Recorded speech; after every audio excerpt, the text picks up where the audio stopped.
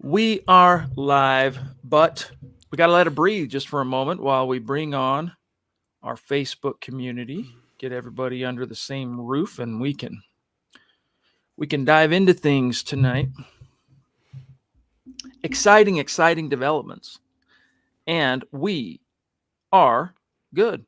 Welcome in everybody to the Huddle Up podcast, presented as always by Mile High Huddle and powered by Blue Wire Podcasts. I'm your host, Chad Jensen. With me, my fellow football priest, who you know, who you love. He is the deputy editor of milehighhuddle.com, Zack Kelberman. Zack, you just published an article, Yes, sir. milehighhuddle.com, breaking down and reporting on the Broncos have completed one of their 10 head coaching interviews. With whom was the interview and how did it go? That would be Aaron Glenn, the Lions defensive coordinator, one of 10 candidates who will interview for the job. He was first up. And the candidate that I really don't understand. I mean, strong leader and all, fast riser and all, but 31, I think it was 31 in points per game and 29th in yards per game allowed. Into 29th in points allowed, 31. Yeah, I had it right the first time. That's pretty bad on that side of the ball. So he can be George Patton, the real George Patton, incarnate Chad in terms of leadership. You have to bring more to the table. The results have to be there and be evident. And compared to some of the other candidates, I just don't see where Aaron Glenn stacks up. But he was a cornerback himself, a three-time Pro Bowler, former first-round pick. He's been a coach for several years now. He's not like a first-time coach. He's worked up the ranks. He's widely respected around the NFL, but just not the guy the Broncos need right now, point blank. He's kind of viewed in the same way Vance Joseph was viewed circa 2015. Relatively younger, up-and-coming coach, former player.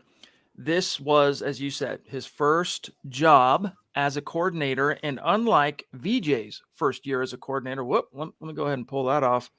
Pop-ups, Nasty. man. What are you Banana gonna do? ice cream. What are you gonna do? Charge it to the game. Unlike Vance, who in Miami, Zach, in 2016 led a modest defensive revival for the Dolphins. I mean, nothing to really write home about, but he improved that defense. I guess you could say that Glenn did so as well for the Lions, but it's modest, man. I mean, it's modest. As you wrote here, real quick for our listeners, a quick riser in the, NFL coaching ranks. Glenn just completed his first year at the helm of Detroit's defense, which finished 31st in points allowed, 29th, averaging 27.5 points relinquished per game, 29th in total yards, almost 400 per game. For context, the Broncos racked up 358 total yards and tallied 38 points amid the club's Week 14 contest against the Lions, right? A 38-10 blowout. So, he's got a little bit of juice, but I think Troy Rank wrote it the best in terms of, how should fans view this particular candidate. He's a long shot. What I didn't do there and what I want to go back and do is italicize Broncos in that sentence. The Broncos had 38 points in that game. The Broncos, if they can do it, why would you get the guy that relinquished that to Pat Shurmur and company? They had 5 touchdowns that game. You could talk about playing for Demaryius Thomas, but the Broncos look like world beaters against that Detroit defense. I don't want the guy in charge of them. So I'm still firmly on the Nathaniel Hackett train. They interview Saturday with Hackett and also Luke Getsy in Green Bay while the Packers are on their bye week. I think right now, if he blows them away, I think he should be considered the favorite.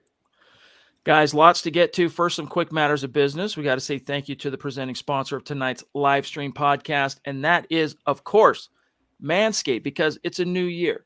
It's a new me. It's a new you. Time to really strive to follow through on those resolutions. And if you're like me, one of those might be kind of getting your body right. I got the dad bod going on. There's a few LBs I could stand to lose. Part of that, too, is the dad grooming needs to be on point 2022. So set your first New Year's resolution with good intentions and join the 4 million dudes like myself, like Zach, who trust Manscaped with our exclusive offer. You go to manscaped.com, use the code MHH, Zach, and they get 20% off plus free shipping. Yeah, that's right, guys. There's the Performance Package 4.0, the Signature Lawnmower 4.0, which I've showed in the past for anyone who's watched the previous podcast. But what I want to show you guys is the Reviver, the Crop Reviver.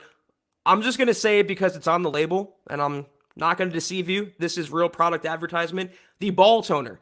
I promise you, it smells amazing. It's not overpowering. It's enough where a little refresh. Sometimes you need that during your day or during your night, as the case may be. Just pop a little bit on there, and I think you'll be good to go. I think you'll like the smell for any neutral guy, who's worried about bodyscaping, body manicuring. I think this is a nice neutral smell for anyone involved. Let me tell you, of all the different sponsors we've had on this show dating back to its inception in 2016, this is the one of all of them that I truly like. I use this every single day. Not just, it's a ticket site that I'm getting a discount for this one game I might want to take my kids to or something. No, dude, I'm using this every single day, and you should too. Let Manscaped help you by going to manscaped.com. Use that 20% off plus free shipping code MHH. MHH, new year, new you. All right. Let's grab Sam Bam. Evening, Chad and Zach. What is your educated prediction for when, not who, the Broncos head coach, when he'll be hired by February 3rd at the latest, 3 weeks from today? Yeah, some of that is dependent on the playoffs, right? Like, that's unfortunately the Broncos are kind of slave to how things resolve for these coaches in the playoffs. When the Broncos, if you think back, Zach, to when the Broncos hired Vic Fangio, John Elway had completed 4 interviews, and everyone was saying it was going to be Mike Munchak, right? Mike Munchak or Chuck Pagano, even though we were going at that point, Zach Taylor.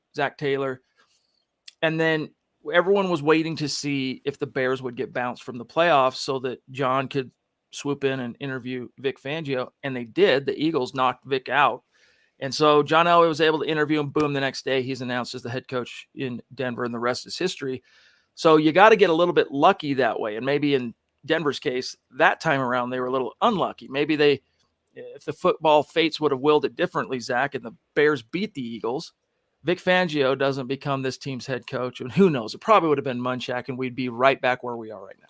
Yeah, I was actually at the gym the other night, and I was talking about it on the other podcast. I couldn't think of what the Broncos did in 2019 where it was a package deal. They interviewed Fangio, they interviewed Mike Munchak, but they brought Munchak in. They went from head coach to positional coach. They got him in to be an offensive line coach. That was a coup. Looking back on it for Elway, even though it didn't work out with Fangio, having Munchak in that role was a big feather in his cap. And I think that's the way that George Paton wants to go with this head coaching search. Ideally, you hire Nathaniel Hackett as your head coach / play caller and make Luke Getsy the quarterback's coach with the Packers right now. They're very close. They're even stepbrothers close, Chad. That's what he talked about today in terms of the interview. When Nathaniel Hackett found out that Luke Getsy got an interview for the Broncos job, he burst into his office and wanted to do a stepbrothers practice routine. I want that guy coaching the Broncos. That's just me, though. So bring him along as the package deal. Make Getsy the OC, the nominal OC. Maybe bring back Ed Donatell as the DC, and then you're in business. So to answer the question, when are you going to hire the coach? They're at the mercy a little bit, and even Peyton said this, of the playoffs. They want to talk to Dan Quinn. Cowboys have a playoff game on Sunday. They have to wait till after that. But if Hackett blows them away Saturday, that's the early favorite, and I think Peyton wants to wrap this up sooner than later. They have an ownership situation to squash. They have the Senior Bowl, the Combine. They have player evaluation. The understanding that I have is that Peyton wants to get this done quickly, but also the right way. I wish I could have been a fly on the wall for that. I can imagine Hackett bursting in and being like, "You have to call me Dragon," and then Getsy's like, "You have to call me Nighthawk." It would have been phenomenal. Did we just become best friends? If only. Did we just become best friends? Anthony Edwards, what's up, buddy? Thank you for the super chat. Would love to see Gerard Mayo as the new defensive coordinator. I liked him since his college days at Tennessee. Yeah, he was a great player. Great college player. I would say a great pro player, world champion, defensive rookie of the year, a couple of Pro Bowls. And I think injuries probably ended his career maybe a little bit sooner than you would have liked to have seen, but he's one of those guys, Zach, that they could be eyeing just exactly for that purpose. You hire an offensive guy. Hey, what do you think of making Gerard Mayo our DC? What are your thoughts?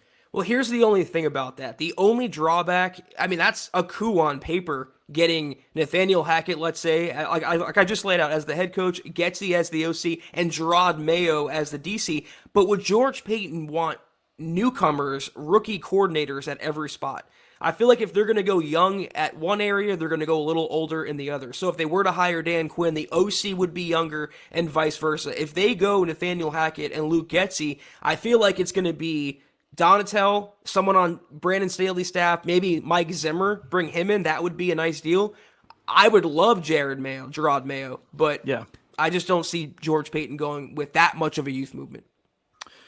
Indeed. Steve Armstrong, what is good, my friend? Thank you for that super chat. It's great to have you here as a part of this conversation. You the man. Thank you, bud. While we're on the subject of saying thanks, real quick, let's update the Facebook community so y'all know how things stand on our goal of reaching 250,000 stars in the month of January. When we hit it, we're going to raffle off a Broncos jersey of the winner's choosing. We are at 36% to the goal. Pretty confident we're going to hit that this month. The only people in the running, of course, for that raffle are those who contribute to the goal. And Facebook, they keep track of it. So we can tell you right now who's going to have the most tickets in the hat, starting with number one right now, the Aviator. He deposed Miguel as the number one. So Shane at number one, Miguel at two, Travis Weber at three, Jacob Foster four, Doug Raquel five, Rodney Garcia 6, Andrew Baker 7, Jermaine Daughtry 8, Pete Middleton 9, Michael Ronquillo 10, and then, as you can see, just a few of the names barely outside the top 10. But thanks to each and every one of you. Travis, he says, do you think Payton will be swift in hiring our new head coach? Zach answered as I was typing. Yeah, buddy, thank you for the stars. Here's the one thing we know, though, for sure about George. Timetables, we don't have a crystal ball, right? We can't say for sure exactly when that resolution is going to come, but he's going to be thorough. He's going to be meticulous. He's going to take his time, be methodical, because, again, he guaranteed it. He said, we're going to get it right this time. I guarantee it. And that's just the type of cat he is anyway. Methodical, right? He's going to deep dive multiple levels of analysis. I would be willing to bet at this point, Zach, he probably already has a ton of research done long before Vic was even fired. All right. And he's probably got 2 or 3 favorites that he really can see in this job. And the other ones he also could see, but he's maybe a little bit more skeptical because of this drawback or this con on the resume or whatever. But remaining, Zach, 100% open to being blown away in the interview. So it could take longer than most teams because he's going to do a minimum. I mean, if it works out this way, 10 interviews. That's going to take some time, y'all. Do you remember in 2018, though, the first year after VJ, do you remember what Elway did right after the season? There wasn't any decision. He literally and admittedly slept on it, and I didn't like that. It's at that point, you had to have your mind made up. That's the one thing George Payton did not do. They had their last game on Saturday. On Sunday, they fired Vic Fangio. On Thursday, they began interviewing head coaching candidates. You can't ask him to move any faster. And he formulated a list that has 10 candidates, double what the Broncos had in 2019. So George Payton's doing everything he can right now and doing it the right way, but he has to have this wrapped up really, really quickly. Again, they have ownership. They have player evaluation. This is but a small marker in a hectic offseason that George Payton wants to get over, but it's tough doing it quickly, but also the right way. I think he's blending both areas. One more note, though. He came from Minnesota. He saw Green Bay twice a year. This is beyond just Aaron Rodgers. This is trying to have long-term sustainable success in Denver. And who better to emulate than a franchise like Green Bay?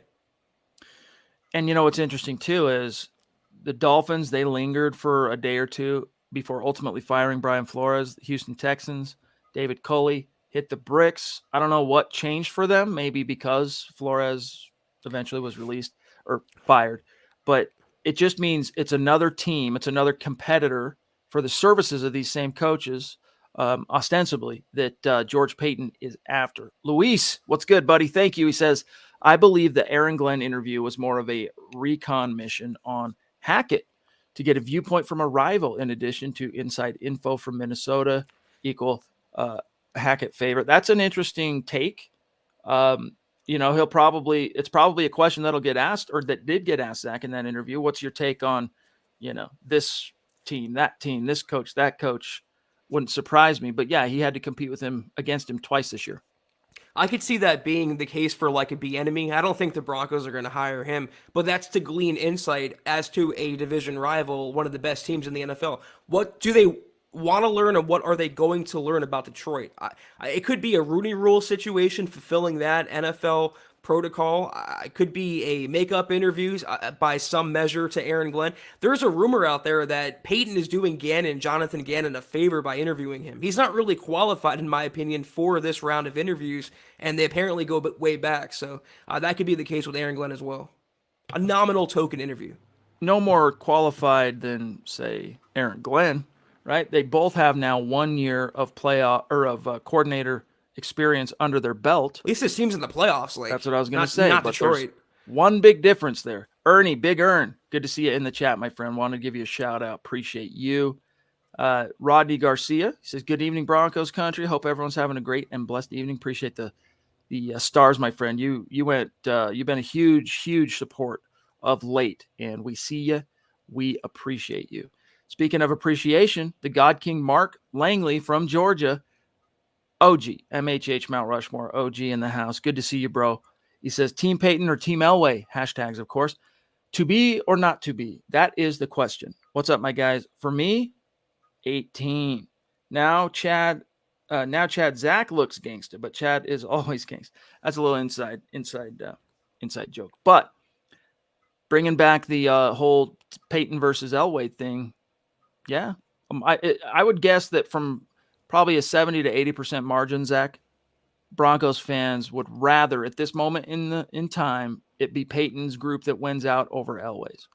I don't think I've seen one person that wants Elway to win this speculative battle so far. It's been pretty much all Peyton Manning fans, and that's the way I would go as well. But I mean this completely complimentary, Mark. It's weird to see a super from you not in red, but we appreciate you nonetheless, and we love you. Thank you. You the man, bro. You the man. All right. EJ actually dropping real quick. Jacob, dude, thank you, Jacob. EJ dropping a testimonial for us. Love my Manscaped. It's a game changer. Ladies love it. There it is. It is. You just got to take the plunge.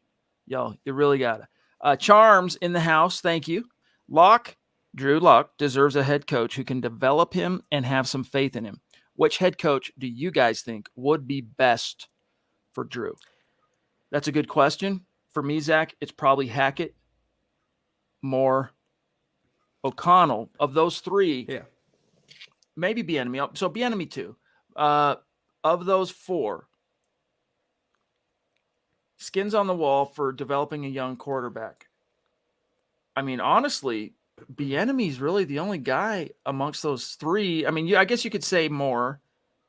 Would you say Moore responsible for the development of Dak Prescott? Let me put it that way first, then we'll answer him. Well, he was also a quarterback with Prescott for a while. So, I don't know that I would call Kellen Moore yet a quarterback developer. Not a developer, but he has put Dak in the position to have, unprecedented Cowboy quarterback numbers. So he does get credit.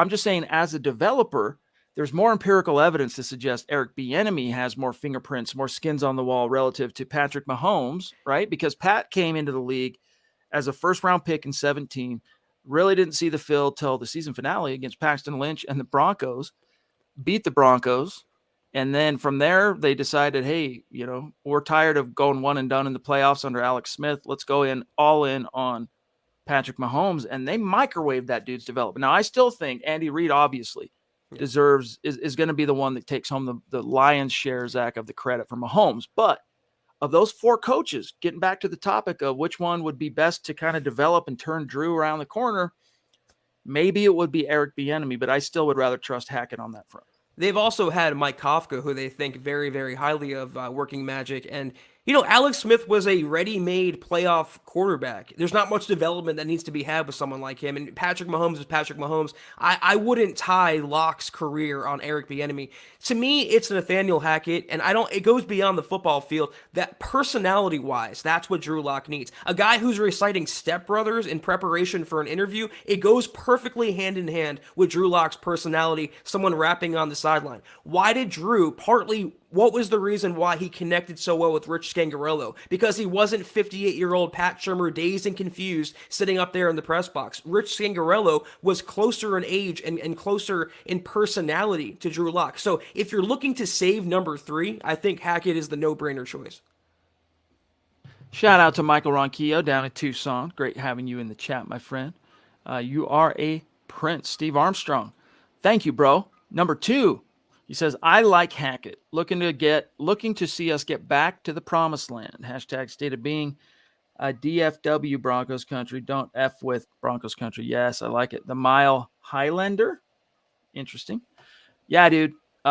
Promised land. George guaranteed getting this hire right. But, the Hackett thing is going to be very much, if he ends up in Denver, oriented. This is one thing to make you a little bit concerned, because you have to feel, if you're George Payton, that he's the best guy for the job, whether Aaron Rodgers was on the table or not. But Mike Kliss, 9 News, Bronco insider, said today on The Fan in an interview that Aaron Rodgers is Denver's top number 1 offseason priority. So that's got to factor into the equation here. And, Mike doesn't like it when he gets quoted off of radio hits, right? But he said that. So that's what he said. I remember that. That's funny. Yeah. I revert back to the Pat McAfee interview that Rodgers had on Tuesday when they pressed him about the rumor that he could be a package deal with Hackett and Getsy. He didn't say no. I mean, he kind of laughed it off, but he could have easily thrown cold water on that, and he didn't do it. So that's always going to be out there. I just think that's the way to go in today's NFL. And I think 6 offensive-minded candidates versus 4 defensive guys, and you can argue maybe 1 is worthy of the job. I think we know where the Broncos are heading, and as long as Hackett doesn't blow the interview, I think the job could be his. Travis again, thanks, bro. Nothing against Bieniemy, but like Philip Lindsay, being from the area, I don't think it always makes it best for Denver. Yeah. He also has kind of like a controversial background too. I'm not saying he's not a great coach, but there's some baggage. Purportedly, there are rumors that he, of impropriety, let's just say, right? When he, with some co-eds and whatnot, back when he was a player at CU, and we're talking circa, when was he a player? The early 90s. I remember having his football card, National Football League. So he was a number 1 draft pick, second round pick in 91. So late 80s, early 90s. CU, that's when his he haunted the stomping grounds. Anthony, what's up, buddy? He says, who else is in the Peyton Manning group of ownership? I don't know. I don't think that's been reported. Yeah. Unless you've seen something on that, Zach. No. It's probably like no-name people that none of us have ever heard of, but Peyton Manning is the lightning rod figurehead. Rodney, again, you're on fire, big dog. Thank you. It helps keep the lights on here at MHH Central, and we appreciate you, big dog. Patrick McCracken, do you think George Payton's going to pony up for a quarterback like Wilson or Deshaun Watson? I think he's going to pony up, and it's going to pony up for Aaron Rodgers. But the question again, Zach, comes down to how much of that reporting do you believe? So when Aaron got back he ended his holdout this past summer and showed up on the basically the night before training camp was set to begin. The reporting around that, I want to say it was Mike Silver that reported this. If I could be mistaken on that, but was that part of the bargain was that the Green Bay would, be open to evaluating or whatever, looking over his contract situation, with obviously the whole objective being, yes, Aaron, if you come back one more year and you still want to bail, you still want to be traded, we will actually look at it instead of stonewalling you, which is what they did last year, right? Last year, he really strong-armed it, dude. He tried. Aaron Rodgers tried to get out of Green Bay, but they stood pat, credit to him, but they apparently promised him. Now, how much of that is in writing, Zach, right? Like how much of that's in a contract? I'm not sure you can work those type of things. I guess you could. But if suddenly, again, like we talked about last night, Aaron Rodgers, the season ends, looks around and his OC and quarterbacks coach are now calling Denver home, that's a pretty big draw, dude. That's a pretty big draw for a guy who's already been disgruntled and has already expressed an interest that I want out of Green Bay.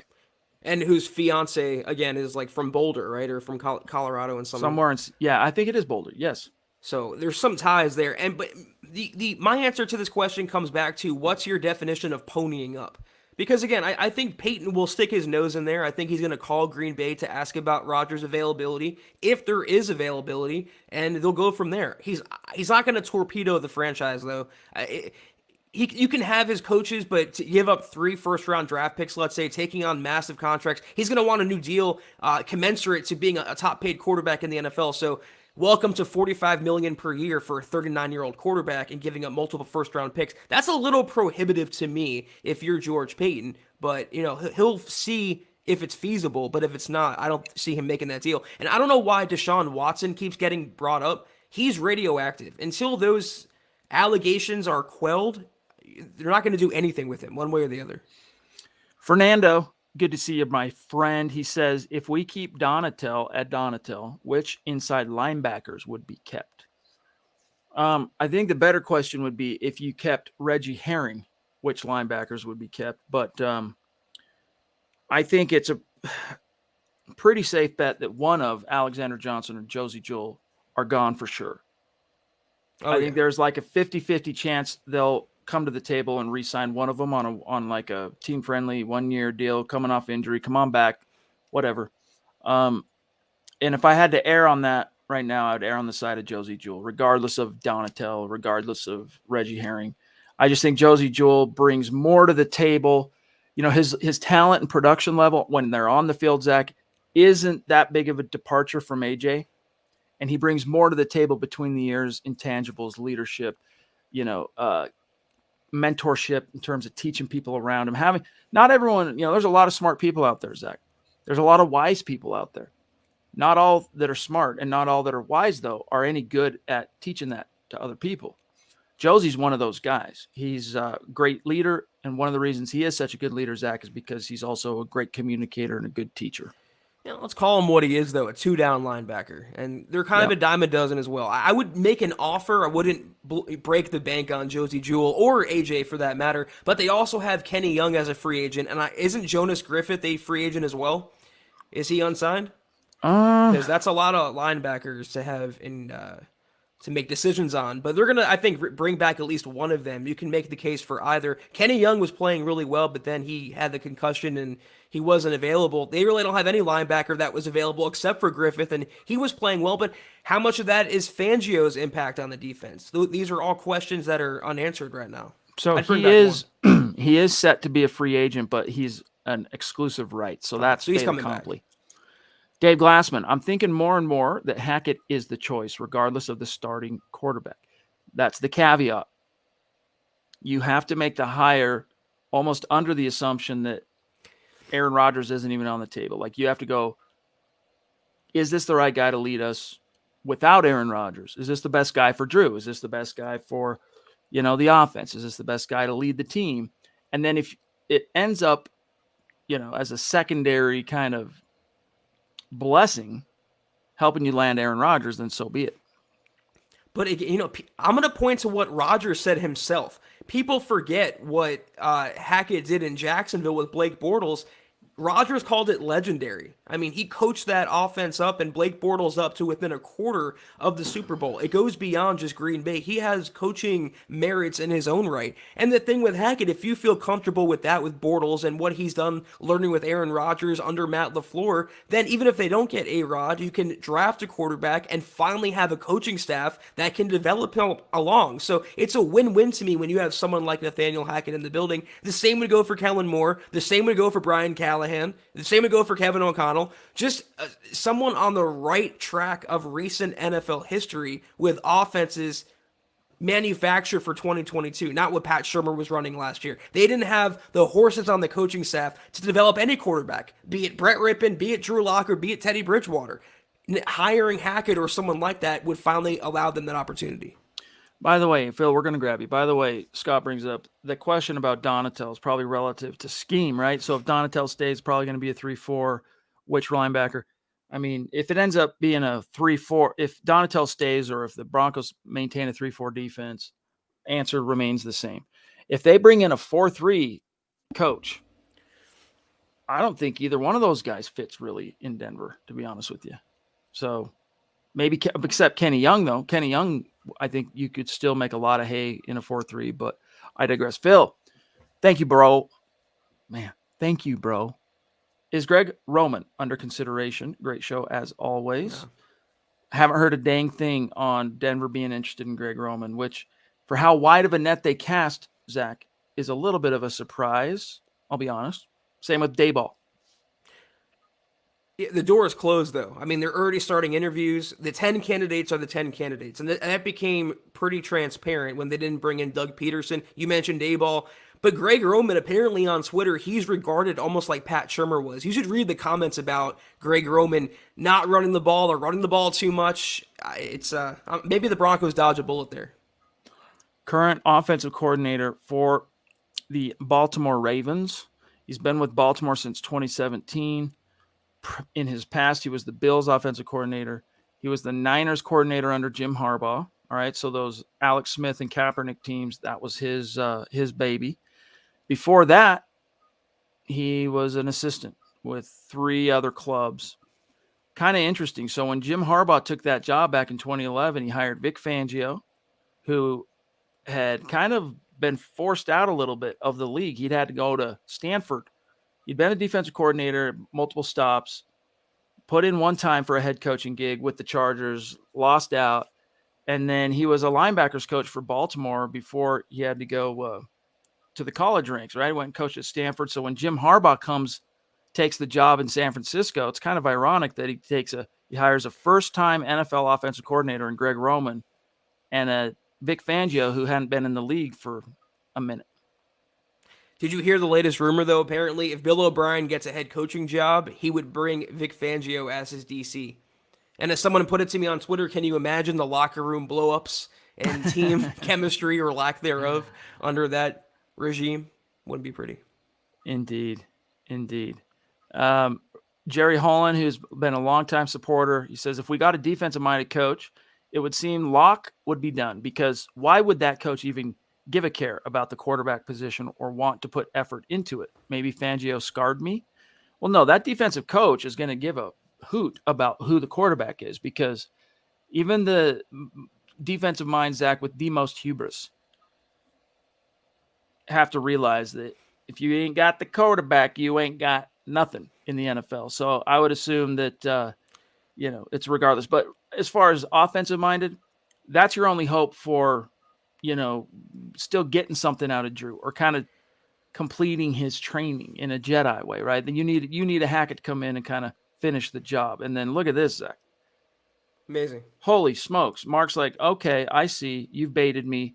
Now, Zach, there is red. Just like, how about them dogs? Dude, thank you, Mark. You didn't have to do that. Thank you, bro.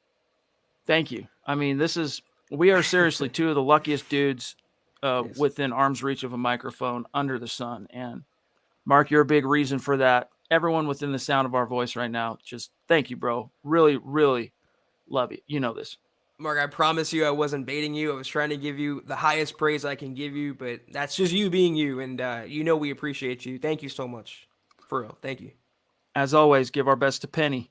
Live Bait 25, do we hire a defensive head coach and sign a veteran quarterback, or hire an offensive head coach and draft a quarterback? If you had to put money on it, Zach, what do you see of those 2 options? I like door number 2 a lot more. There's more ceiling and more upside. I see, Vic Fangio and Joe Flacco with the first option there. It's just not the way to win to me in today's NFL. Look at like you mentioned, every playoff team pretty much has an offensive-minded head coach at the controls. It's just the way the league is going. You fail twice in a row now going against the green. How about going with the green by getting the OC in the building? And even then, let's say you're not even dead set on drafting a quarterback. You can maybe make a play for Aaron, maybe make a play for Russell Wilson. There's better options than the Kirk Cousins and Matt Ryans out there. But in a fail-safe scenario, you have Nathaniel Hackett, Luke Getsy, whoever they bring along, by the way, and you have a first-round draft pick, number 9 overall. I mean, I like that situation to be in.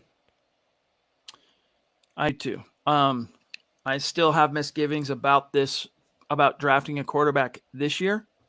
But we're still so early in that pre-draft process, right? Senior Bowl, Shrine Game, Combine. We'll see what kind of Combine there is this year. But the pro days, things will resolve quite a bit between now and then. The cream will rise to the top. But there's 2 or 3 guys that are interesting. Are they a day one upgrade over Drew? I mean, I think Scott and Nick had a pretty good conversation on that front on this morning's Broncos for breakfast. And the answer to that is, I mean, of course, nobody knows for sure, right? But do the Broncos believe that there is a day one upgrade to Drew Lock in this class? This is assuming, of course, Zach, that you swing and miss on Aaron Rodgers and anyone else, I would not be surprised. In fact, the bigger part of me expects them to run it back with Drew Lock and a different veteran. Only this time, the veteran, they'll compete, but I expect Drew Lock, if it came to that, to get the start. Cody Dubb, what I have seen, it's Manning family and a few others. In the ownership group. Okay. I think. Yeah. I haven't really dug around on that, though, to be honest with you. So, Michaela, the Duchess, top rope. One of these from the top rope. Bam!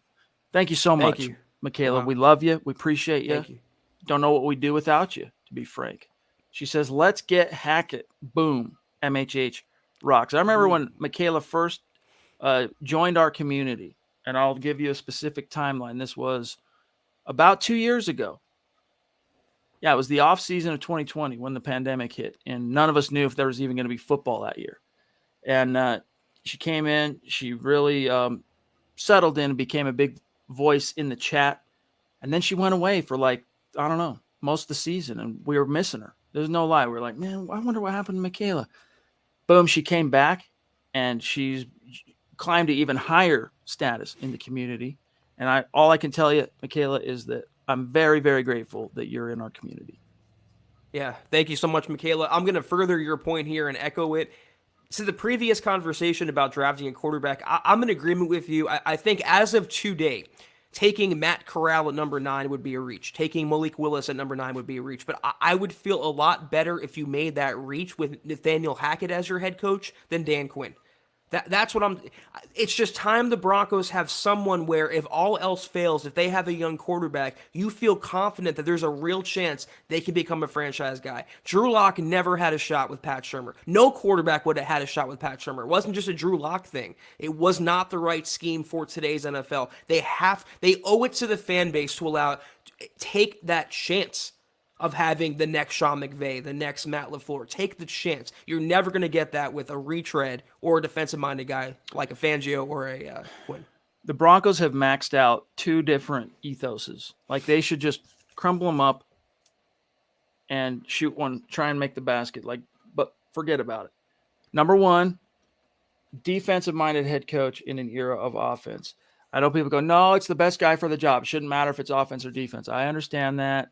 I get it. Dan Quinn has some big fans out there, and justifiably so. Dude's a great coach and a great dude. But if this was 2017, Zach, I'd be a lot more amenable to the idea of bringing in a cult of personality, badass defensive-minded coach like Dan Quinn. But it's not. We've now lived through 2 failed defensive-minded regimes. So I want that in the rear view. The other thing I want in the rear view is what you just said. This team never was, nor will it ever be, one middle-of-the-road quarterback away from being a thing. They convinced themselves they were because Peyton Manning, they won a Super Bowl with Peyton Manning not fully up to snuff. But let me tell you something. You won that Super Bowl with a Hall of Fame quarterback. The Broncos don't get to the Super Bowl, nor do they win the Super Bowl if Peyton Manning isn't under center. So that was a flawed premise from the beginning. Todd, I was hearing the morning show about Nakobe Dean, but as a 4-3 linebacker. Thoughts? Yes, Broncos for breakfast discussed. In fact, Nick had an article to follow up on that. Hopefully you've seen that, Todd. On the mock draft database, the three prospects that are being the most commonly mocked to the Broncos in order are Matt Corral, quarterback Ole Miss, Nakobe Dean, linebacker Georgia, Desmond Ridder, quarterback Cincinnati. Nakobe Dean, little on the light side, right, in terms of size, barely over 200 pounds, or 220. I can't remember now off the top of my head his exact weight, but that kind of fits for the Wesley Woodyard type. If you're trying to imprint that to a Denver Bronco figure in history, Wesley Woodyard came in as a converted safety. He was smallish, took time to build up a linebacker body, even though they immediately converted him to linebacker, Zach. But along the way, they said, you're going to play will in a 4-3 scheme. That means you're out on the perimeter. We're not expecting you to, on a snap in, snap out basis, have to engage with offensive linemen in the box, scrape and try and get off these blocks because you just be dominated. If you can just kind of like Ian Gold of old, all right? If you guys can remember Ian Gold, similar size, similar exact same position, will linebacker. So it's contingent on, is there a scheme change? If there's not a scheme change in Denver and they go 3-4, I'm not convinced Nakobe Dean would be the best allocation of resources for Denver in round one. Yeah, I was going to say it depends on who the next head coach is and DC is. It could be a difference in scheme. I wouldn't mind it, but it's kind of a question we can't answer right now until we know what scheme's going to be run in Denver next season. But anything to help the pass rush or anything to help the front seven of the defense after how badly they underperformed under Vic Fangio this season, I think would be a boon. Anthony Edwards, you the man. Thank you. Appreciate you two and the show. Love that we have even more cap space from the restructuring of Graham Glasgow. 'Tis the season of optimism and hopefulness. Let's get this off-season right. Amen, brother. And yes, they freed up a little cap. Graham's coming back, and that's a good thing. They need that veteran competency on the inside, and, might behoove them to play him at center, Yeah. Reisner left guard, Graham Glasgow center, Miners right guard, go.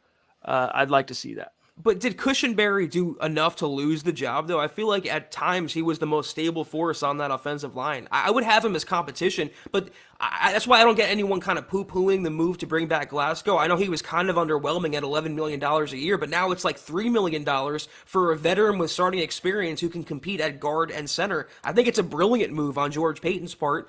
May the best man win, but I don't know about Moody starting at one of the guard spots permanently if they move on from Reisner and they make changes at center or permanently at right tackle.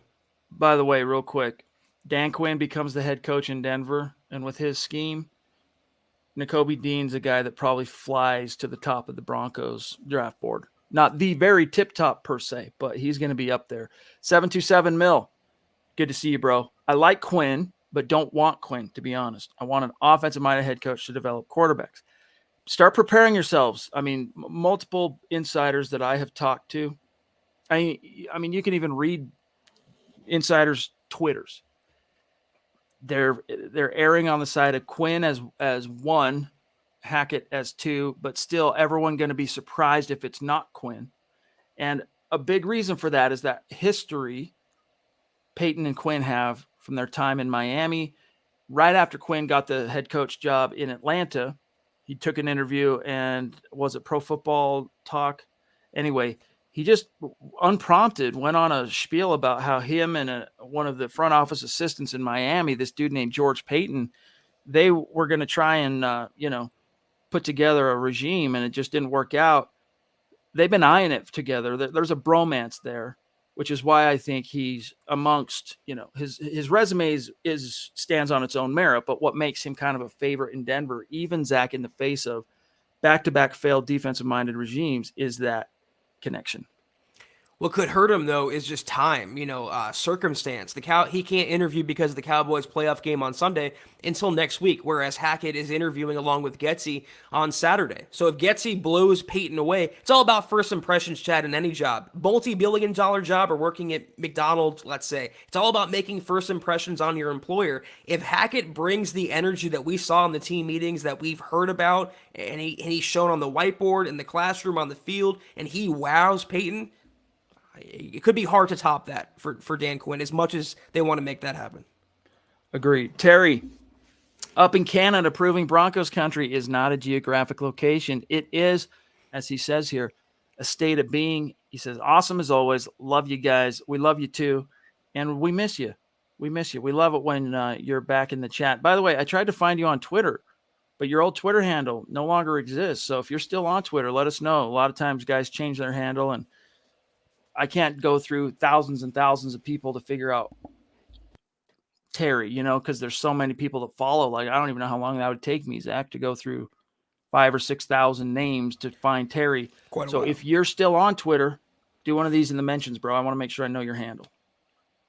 Travis Weber, Miami, if still stands even with Flores gone, already was in agreement on the compensation for Watson.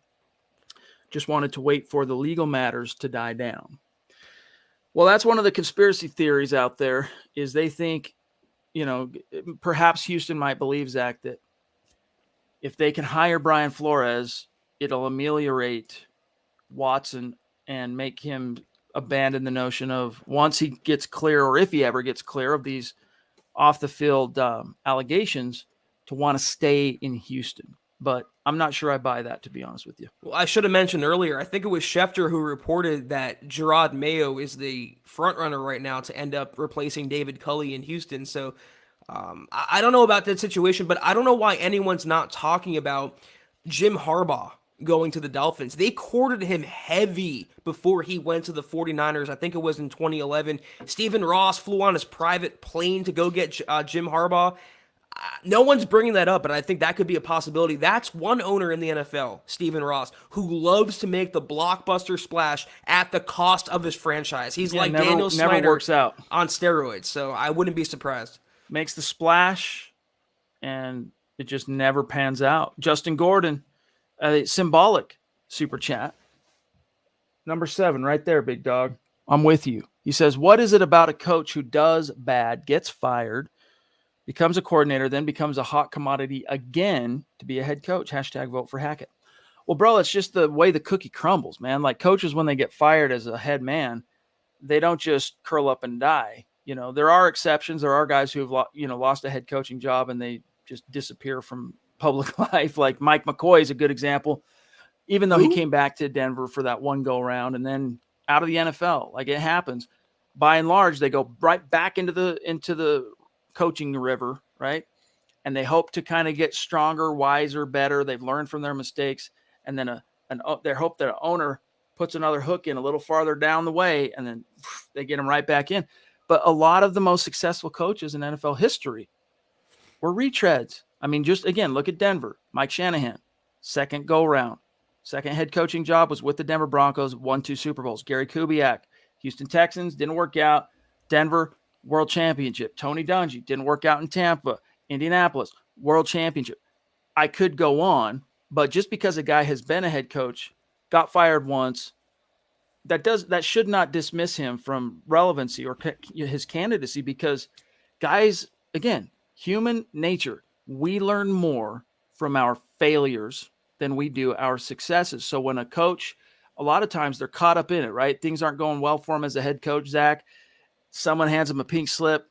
And then once they've had time to decompress and breathe, they can look back retrospectively at what happened and go, oh, now I can see it. When I was there, I was too close to see what I should have done better, where I went wrong. But now that I've got some space and some time, I know exactly what I should have done and what I would do next time. And so you don't want to write those guys off, because wisdom can lurk in those guys.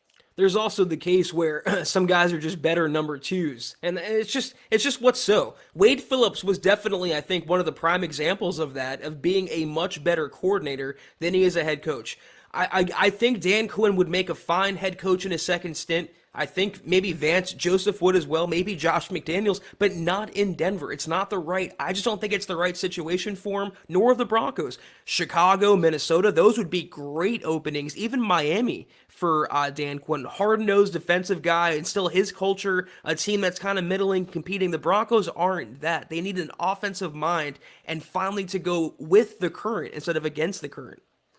If I'm Dan Quinn and I'm the hottest ticket in town, everyone wants to hire me.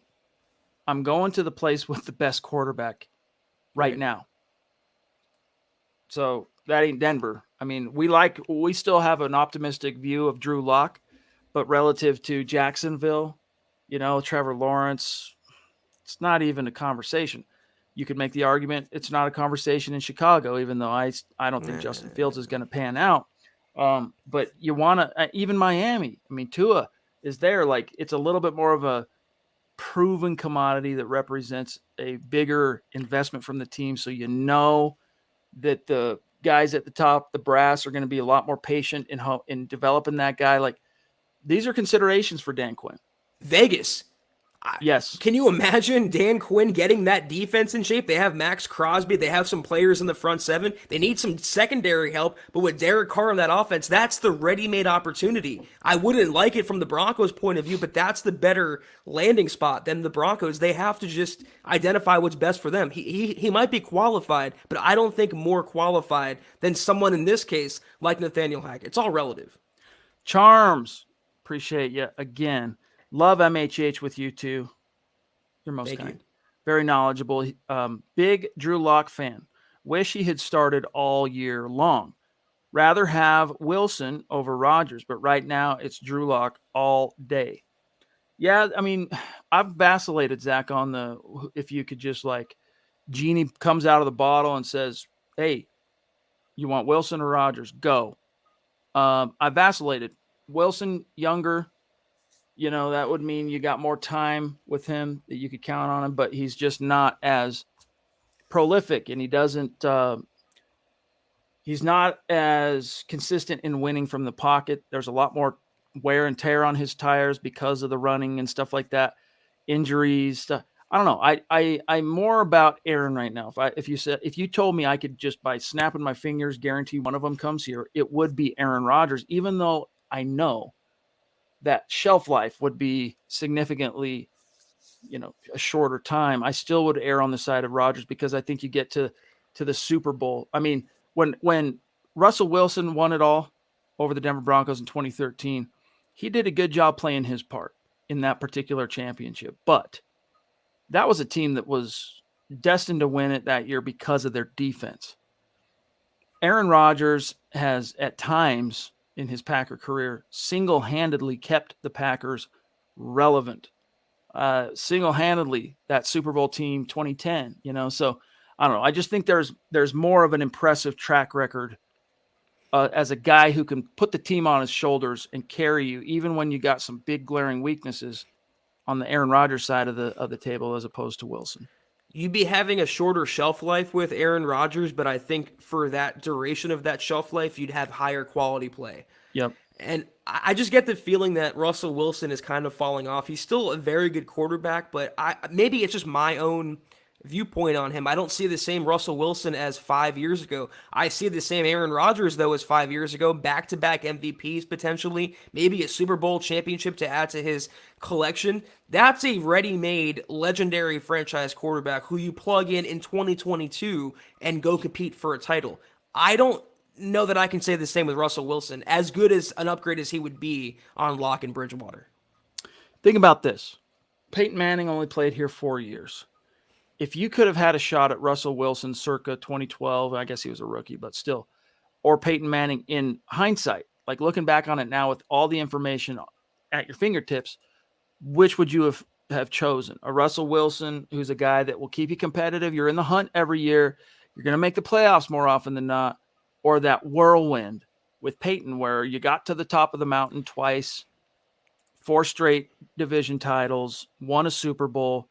That's kind of a closer approximation, Zach, to what you could duplicate, I think, with Aaron Rodgers. I think with Russell Wilson, there'd still be a lot more of grind to be done, a lot more sludging through it all.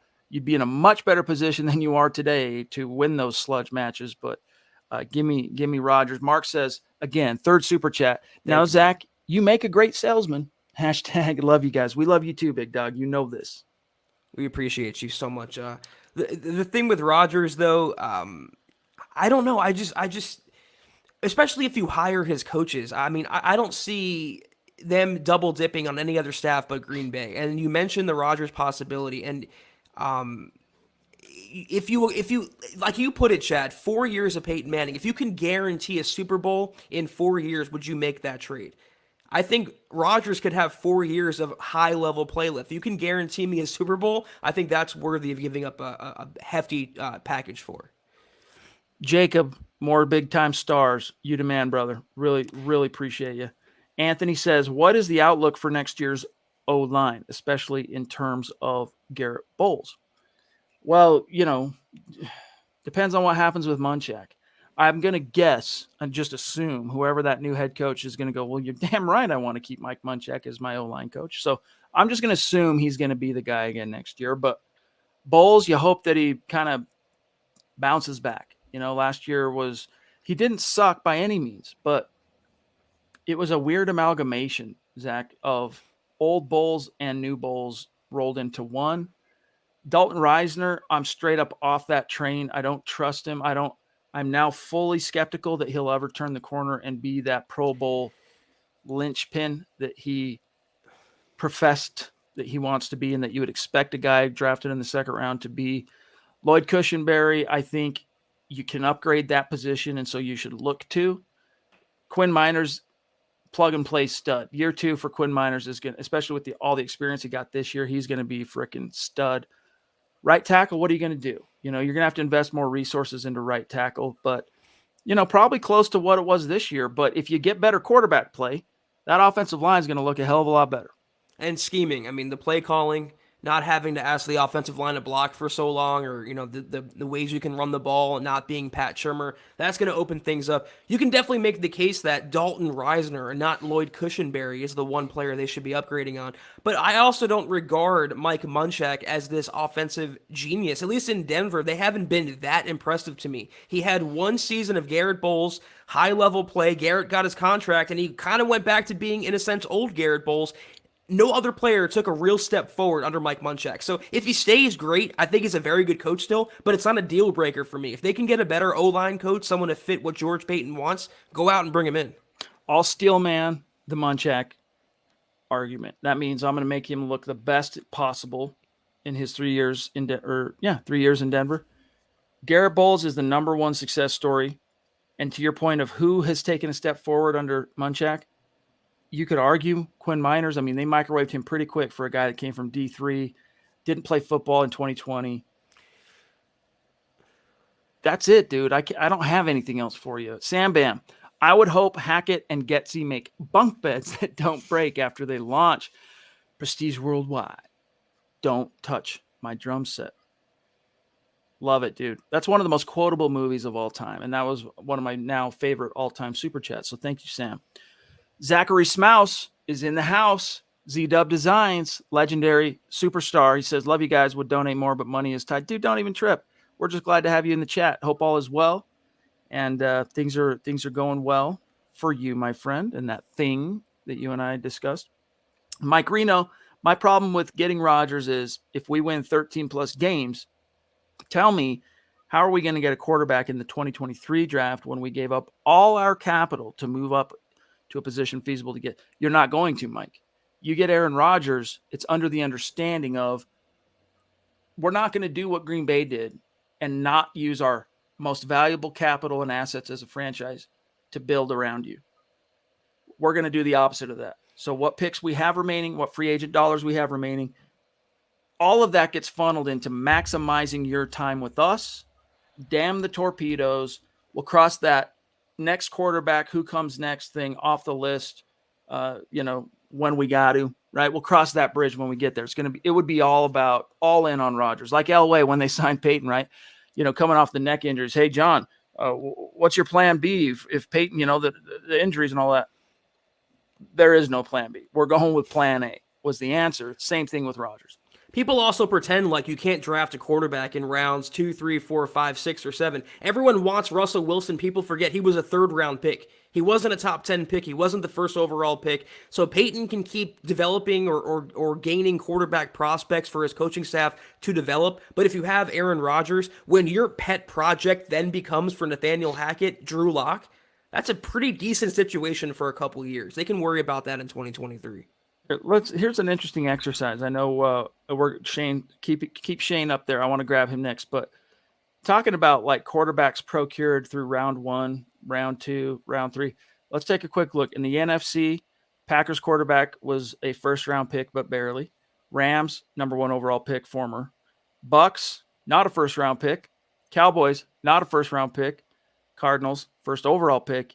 Eagles, Second round pick. Not a first round pick. All right, so that's 1, 2, 3 of the 7 teams. All right. Patriots, first round pick. Bills, first round pick. Bengals, first round pick. Chiefs, first round pick. Titans, technically first round pick, right? So 3 of the 3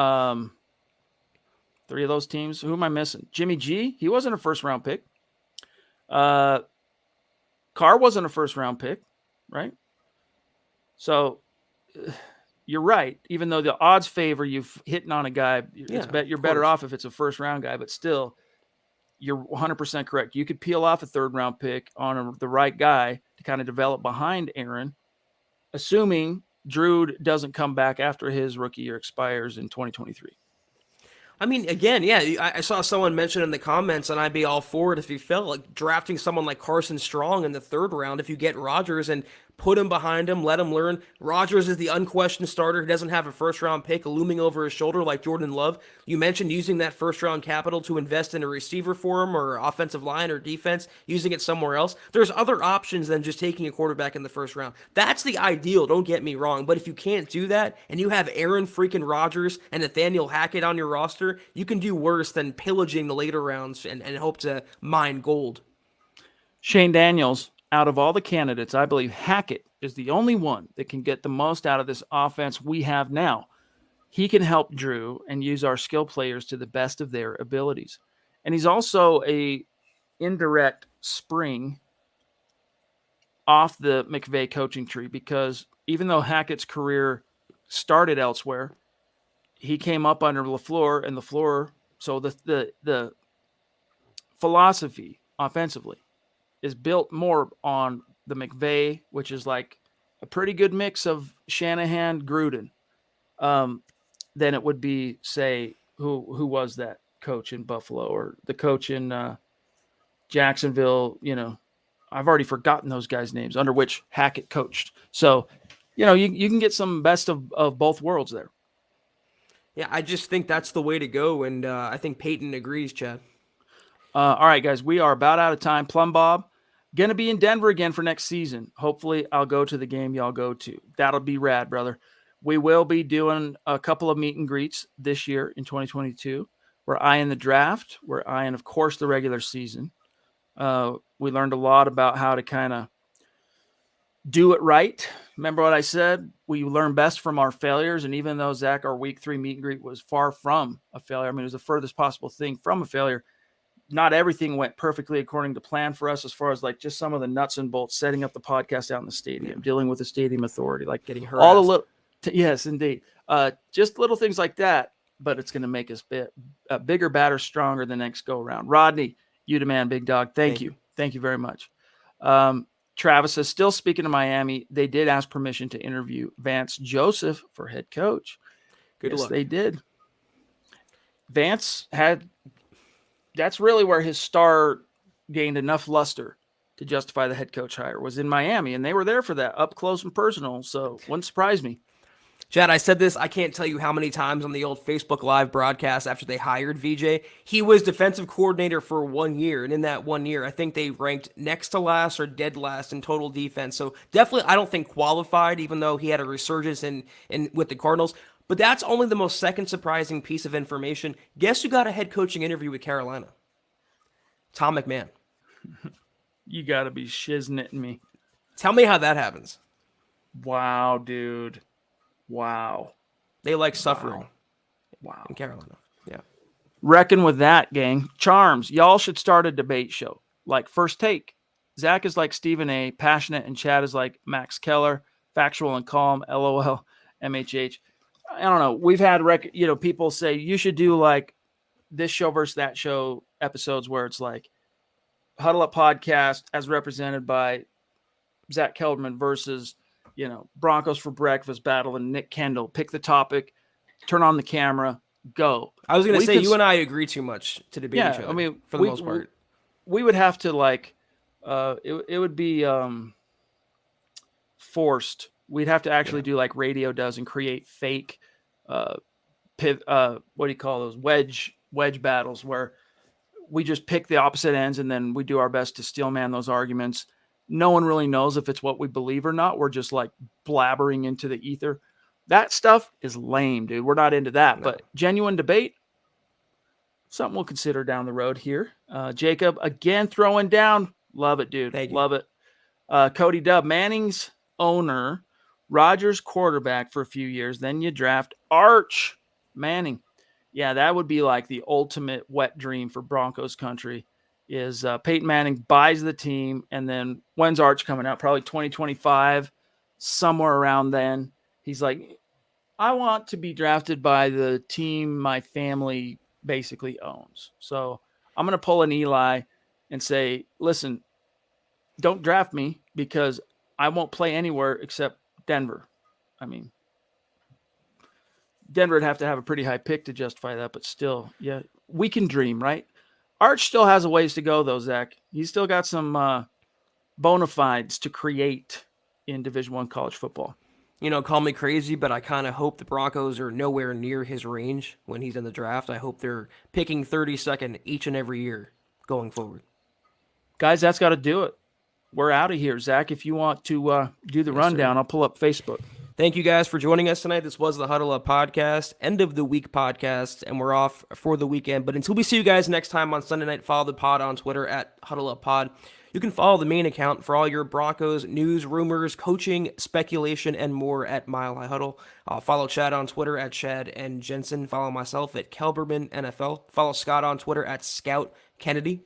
And if you haven't, go to huddleuppod.com and get yourself, I promise you guys, this is super comfortable. I'm wearing it all day, a nice Huddle Up beanie. You can get yourself a hat like Chad's wearing, a hoodie, all at the store at huddleuppod.com. And if you haven't, facebook.com/milehighhuddle, hit that big blue button. Become a supporter. You get instant access to Kelberman's Corner, Broncos Book Club, and Trickle Zone each and every week, our premium content, and facebook.com/milehighhuddlepod, like that page.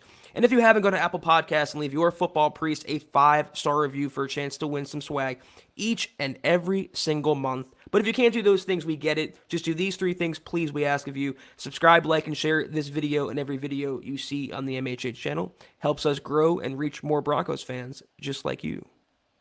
It really does, guys. It's not all about the super chats. It's not all about the stars. You just being here and contributing to the conversation, listening, especially our live chat community, that means the world to us. And then when you like the video or you share it on your social media, that testimonial in and of itself is worth its weight in gold. All right. So thank you for those who do take the time on every episode to like the video on Facebook, like the video on YouTube, and share it on your social media. Share it in the groups you're in on Facebook. That stuff, I mean, we love to see it. Shout out to these Facebook superstars. Rodney Garcia on top again. Jacob Foster, Anthony Pennington, Shane Daniels, Travis Weber, Phil McLaughlin, Jeffrey Brown, and Mike Reno. Really, really appreciate that. And then, guys, we want to make sure that our Super Chat superstars know the score on the goal there. Of course, we're going to raffle off a Broncos jersey to the top 5 finishers on Super Chat this month.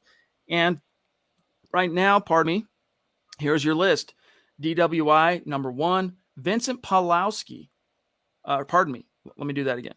DWI guys, number 1. Christopher Gaspari at number 2. Michaela went down, then climbed back up. She's at 1 or at 3, and after today's pod, she's probably back at 2 or close to it.